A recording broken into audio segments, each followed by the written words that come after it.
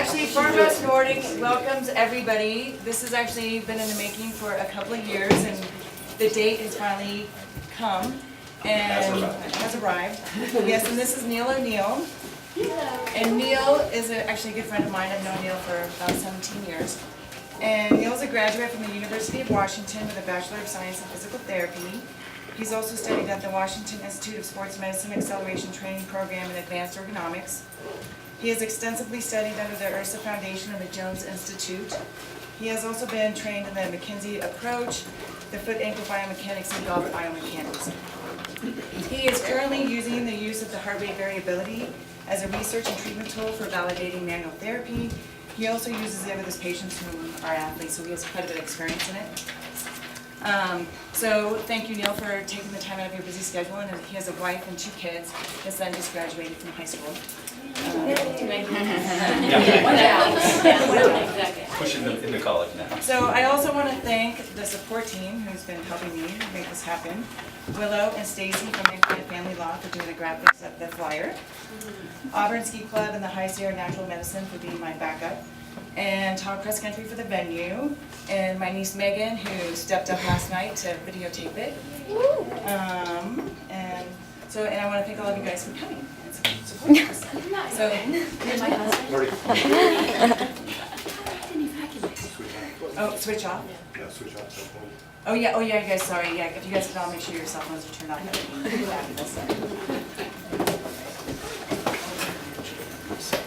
Okay, well, thank you all for having me. Thank you, Marty, for making this happen. So, Heart Rate Variability is an app, actually, that you use on your phone. The BioForce version. It's a performance-enhancing device. It'll help you figure out who you are, what you are, and where you're going as an athlete. And it can be very valuable in that way. So I think what we want to do here is we want to start off and just demonstrate, and this is a demonstration in name only because we won't actually run the app. But I'll run through how to do the app and what the app looks like. So, as I said, it's just an app you put on your phone. And it's a little bit like that, like any app, it'll just come up. So you take a heart rate monitor and you would put it on like you would for any other, if you're going to go out and just you had your watch and wanted to watch your heart rate. So you do that, but you do your measurements first thing in the morning.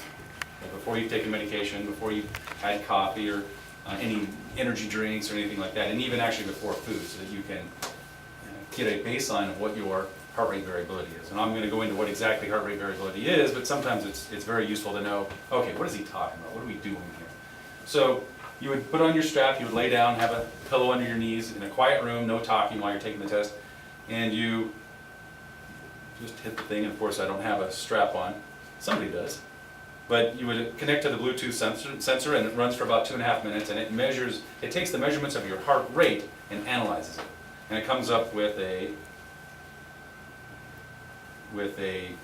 just a little graph here and says, here's where you're at. And so exactly, I actually have what it would look like online.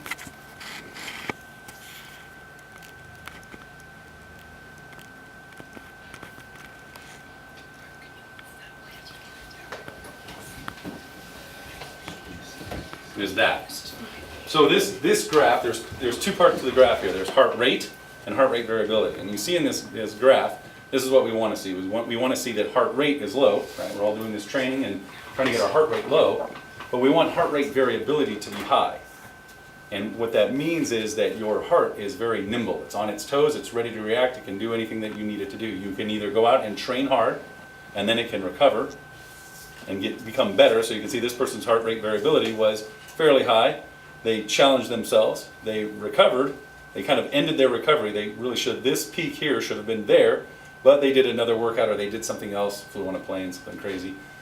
And then so it took them a couple more days, but in the end, their heart rate variability became even better, and the spread between these 2 numbers became greater. Okay, so that's a good thing. 1 week, is that like showing like the week? That's showing, yeah, these are daily measuring points. So every peak here, that's in the middle of the day, so this person obviously took a couple of different measurements. But so every point is a day, and so you take this daily in the morning. It's not something you wear around all day long. It's not something you wear on your run. You do this measurement 1 time in the morning so that you can get this baseline and know, when I wake up in the morning, where's my body at for today? Now, you can also use it as a tool, so that's a what we call allostatic load, like what's your load of the month? And we, in training, and I've seen a bunch of you guys' emails about, okay, here's what we're gonna do in L1 workout today, we're doing volume or load today. So your load, what's your volume? So you can measure volumetrically. Hello. You can do a volumetric, but also you can do, like, what's this athlete's response to a specific challenge? Say, we're gonna go down, we're gonna do weight training today, and I wanna know, how does this athlete respond to that weight training? Well, maybe this was the weight training, or this was the endurance, and you can see, oh, that person, hey, they worked themselves out really hard. They got their heart rate variability down, and you want to drive it down. So heart rate variability is a measure of sympathetic and parasympathetic control of your heartbeat. Those two nervous systems are fighting each other to say, I want the heartbeat to go now. Sympathetic wants it. Right? I know when you're out exercising, you can feel your pulse pounding in your head and in your body pretty good, it's pretty regular. That's the sympathetic drive. It wants regular. Parasympathetic says, well, we want to respond to the things that are going on. We want to respond to that, this workout, or hey, look at that butterfly, or hey, that's a tiger, I better run, or okay, no, it's not. We can relax. So you want that variability, and you want that dynamic equilibrium to be going on. Okay, so let's go back and with that understanding of, okay, so you take this measurement and you do this multiple, every day, one time a day. Eric's going to help me out. So I needed to find a skier with laser focus, so I went through millions of photos, and here's what I came up with. You guys don't know this person. She looks like she's about to be a pro here, so I had to get the one with the goggles because she had the good look there. Okay, so the ultimate quest in human performance training is to optimize an athlete's sport-specific strength and cardiovascular fitness for the demands of that sport. Well, pick out whether you're a cross-country runner, you're a skier. What do you do? Biathlon? Are you a biathlete? What do you do, and what do you need to do? And we want to know, like, how do we challenge your system? So, scrutinizing the broad body of information and research on the topic, most high-level coaches have developed very advanced and complex training programs to optimize the performance of their athletes. And as I said, Marty forwarded me a bunch of your emails about what your workouts are supposed to be on a daily and weekly basis, and it's like, yeah, that's some pretty complex and advanced stuff. It's great, doing all the right stuff. So it's good to see that. However, the athletes themselves are often asked to determine their readiness and preparedness for key elements in the training program. You can see there were questions in your training program. Well, do you feel like you're ready for a low intensity day? Do you need to take the whole day off, or do you want an active recovery day? So the question was being asked of the athlete, and you sit there and go, well, I really want to work out hard today, so I'm going to go and and the coach is saying, you guys remember this is now L1 day and maybe an L2 day. What are you guys going to do? No, I'm going to go do an L3 day. And so you may not realize the importance of following exactly what your coach is saying and saying, wait, look, if the coach is saying L1, L2, of all volumetric, low level, low heart rate day, you have to follow that. And there's really good reasons for that, because that might be, you may be driving yourself with your volumetric, supposedly easy workout, you may be driving yourself into overtraining. And that overtraining leads to odd low back pain, shoulder, oh gee, my knees, man, I just need my knees to stop hurting. I go on my exercise and it takes 2-3 days before my knee feels good again. But you go to the doctor and they're like, well, we can't really find anything. It's non-specific problems. Yeah, that's called overtraining. And those are the type. Or you get out there and you're trying to hit your time and you're just lagging behind on your on your L4, L5.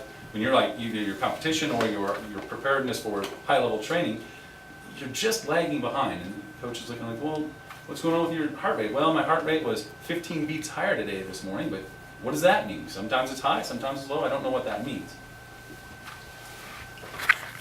So asking the athlete to determine their readiness has an inherent fallacy to it. You're like, well, I don't know. I feel good. I'm thinking good. Okay, so this task is particularly wrought with problems as the inevitable questions of, do you need an active recovery or a full rest day, or are you ready for an advanced training day, or do you need to have a medium intensity day, are used to determine the level of training the athlete will receive. Ultimately, one of the biggest problems facing coaches and athletes is that the last step you take before falling off the edge of a cliff feels very stable. It's the next step that you haven't taken yet that causes the problem, and that's what I'm talking about with hey, I feel good today, coach said, let's do, do I need an active recovery today, or do I need to take it easy? No, I feel a little more like I'm gonna push it and go hard. That's that last step on the cliff going, yeah, I'm on solid ground, this is great. And that's the whole problem. Okay.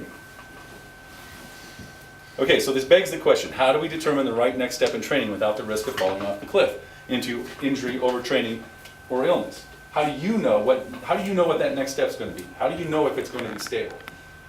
Well, that's why they developed heart rate variability, is to measure what have you been doing and how well has your system, your sympathetic and parasympathetic nervous system, how well have they recovered and gotten ready for the next assault here, or the next competition.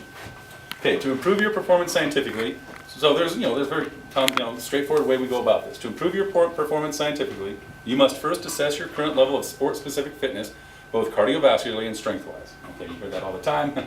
Coach starts off the season, all right guys, we're going to do some measuring here. We're going to put it to you and see how you respond. Then you need to determine an appropriate training program that asks you to challenge your body appropriately in those areas of deficit to induce improvement. You guys have a pretty high-level coaching from the stuff I saw, so that's already been taken care of for you. Finally, you need to measure the body's response to this training through its recovery and readiness for further challenge. That's heart rate variability. And a lot of people will say, well, let's look at your heart rate, or let's do homocysteine levels, or let's put you on a VO2 max machine. And those are really expensive and difficult to do.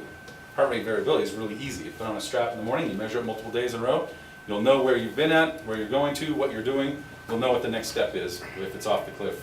And you should stop now and take a break, or if it's actually you're taking a step up the mountain going, yeah, I'm actually more prepared. You want to know these things. Okay, this last part is where most training programs cannot meet the specific needs of an athlete, as they live their life alongside the training regime. What's going on in school? You have a test? Did you have a test? Were you